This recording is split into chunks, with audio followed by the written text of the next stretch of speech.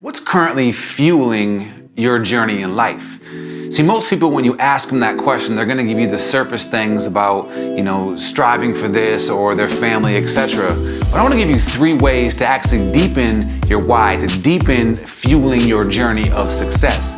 See, when I was asked that question, let's say 5 years ago, I would have given you answers like my family is the reason why I'm doing it.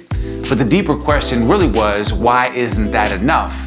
Now, most people step back and ask themselves kind of a confusing question. Well, what do you mean? Well, are you achieving your goals? Are you letting yourself down in any area of your life? All of us have things that we're probably BSing ourselves about. It's good, bro. You don't know me. What is good? You don't know me. You don't know. And in that moment, I had to really get honest about one of my whys was seeing my mom being able to retire. I had a conversation with her when she was about 63, 64, was asking her, when do you see yourself retiring? And she had said, I don't, because I don't have the finances to be able to retire when I desire to. And I had to really get honest with myself. Am I getting up to do the things that I desire in life? And so I had to tap into that deeper level of a why, so I could see my mother, who worked so hard to sacrifice so much to see her be able to retire. And so I had to deepen my why. The first thing I would challenge you to do to deepen your why, or to add additional fuel to your journey, is to put a reminder in your life. Have something that you can take with you that is a constant reminder of what you're doing it for, and deepen that association. For me, I use my left hand as my association. So I look at my pinky finger. I have 3 girls, and I just think about my little girls grabbing daddy's hand and walking alongside me to say, this is what I'm doing it for. This represents I'm doing it for them. My ring finger is my wife. I talk about my family. I talk about building a life for us. But again, do I tap it into that in the moments of procrastination to say, I can push through this moment, if not for me, for her? My middle finger is really kind of that FU moment of thinking about what my mom had to go through, thinking about what my dad had to go through, and really drawing into that FU, I'm going to do it for them because they had to sacrifice so many different things.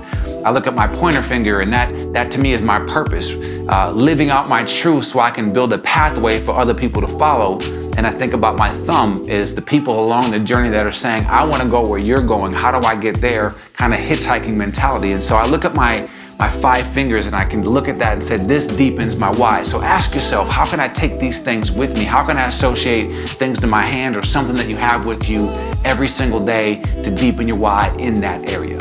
The second thing is asking ourselves, how do we deepen the wiring and associations to those people that we're doing it for? If you became that better version of yourself, how would it serve them?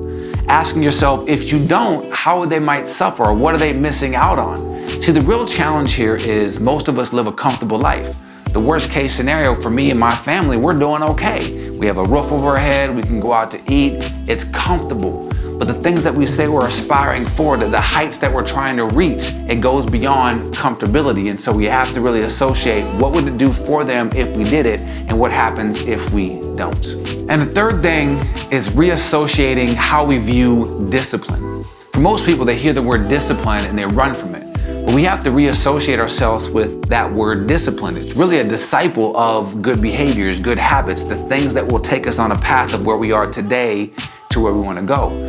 See, the motivational speaker, Rohn, he talked about that. All of us are going to experience pain in life, but we have to make a choice. We can either choose to suffer from the pain of discipline, or we will choose to suffer from the pain of regret. The difference, however, is discipline weighs ounces, regret weighs tons. And so think about this simple exercise.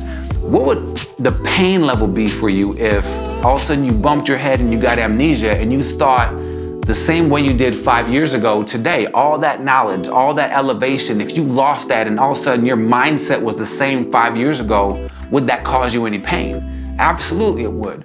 Now think about that future version of yourself, that higher potential version of you 5 years from now. What is that version saying to you today? You need to do these things. Add that fuel in, because it's so worth it pushing through. And so experience that pain to help drive you and push you over those humps to get you to that next level. So I'd love to hear from you. What is one thing? Drop a comment below. What is one thing that you can commit to add more gas into your tank, add more fuel to your journey? Because life is going to be hard at moments, and we have to have enough gas in the tank to push past it. But say to yourself, it absolutely is worth it and I'm going to push through to become it. So make the decision to choose to reach higher for your higher potential and be that best version that you can be. I'll see you guys next time.